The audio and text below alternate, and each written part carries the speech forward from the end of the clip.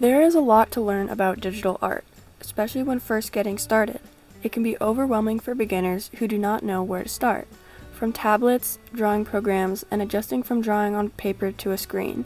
Not knowing what you want before buying can be an expensive and detrimental decision, so this guide is here to help set you in the right direction. First, what is digital art and what is it used for?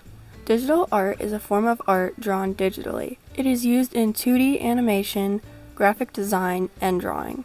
Even though digital art is similar to traditional art, it has a major learning curve due to it being on a computer. So where does someone new even begin? First, you need to figure out the device you want. There are many different options and they can get expensive. For a beginner, starting with one of the cheaper options is highly recommended for a few reasons. The first reason is that you are new to digital art. It is going to take a while to figure out what you are doing and getting used to the feel of drawing on a tablet. The second reason is that the expensive drawing tablets have more features that are added for people with a more advanced understanding of the medium. There is also a chance that you may not like drawing digitally. There are plenty of cheaper options out there, as well as used tablets. Once you have your price range, the next step is to figure out what kind of tablet you want. There are many different factors to consider.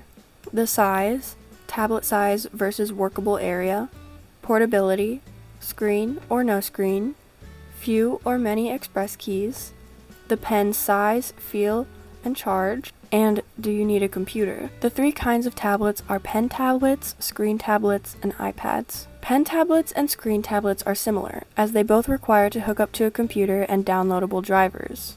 They also have express keys, which are keyboard shortcuts located on the side of the tablet.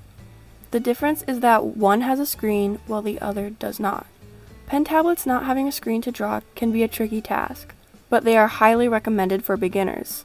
This is because they are one of the cheapest options. Most are small, and they build hand-eye coordination. Screen tablets tend to get more expensive depending on the size and how many express keys are on it.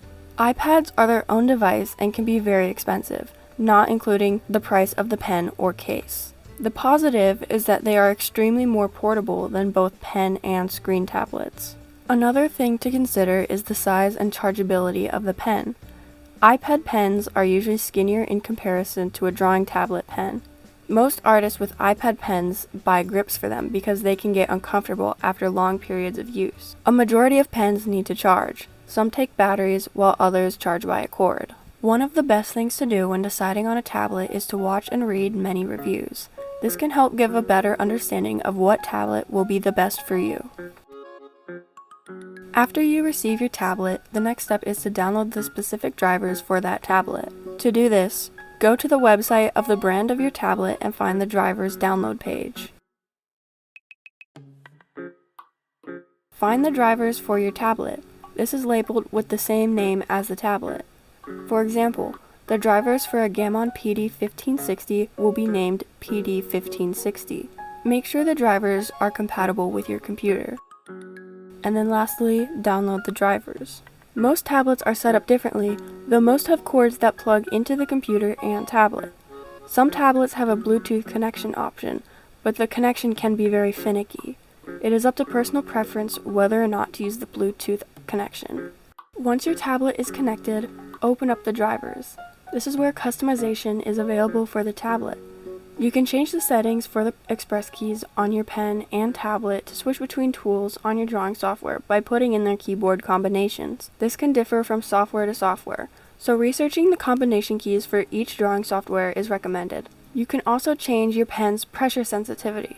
This changes the thickness of the line depending on how light or hard you are pressing down on the pen. The work area allows you to change how your tablet's work area connects to your computer screen. You can also change what side the express keys are on by rotating the tablet's work area.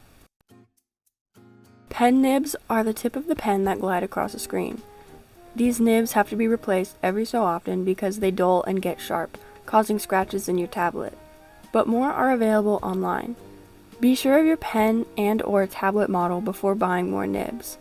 Otherwise, you could end up buying nibs that are not compatible with your pen. To change them, they can be pulled or twisted off the pen and then replaced with a new one. There are many different brands of drawing software.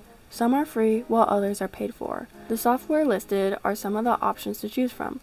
though there are many more options out there. Be sure to figure out whether your software is compatible for your device before trying to download.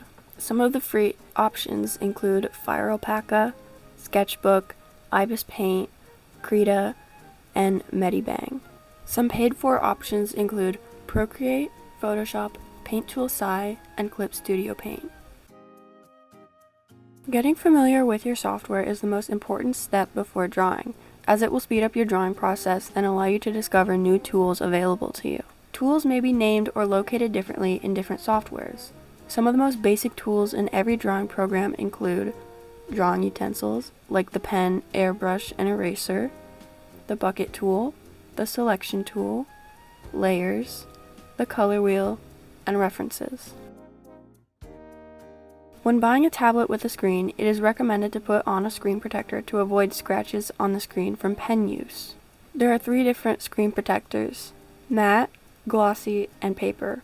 What screen protector you choose is up to your device's options and your own preference.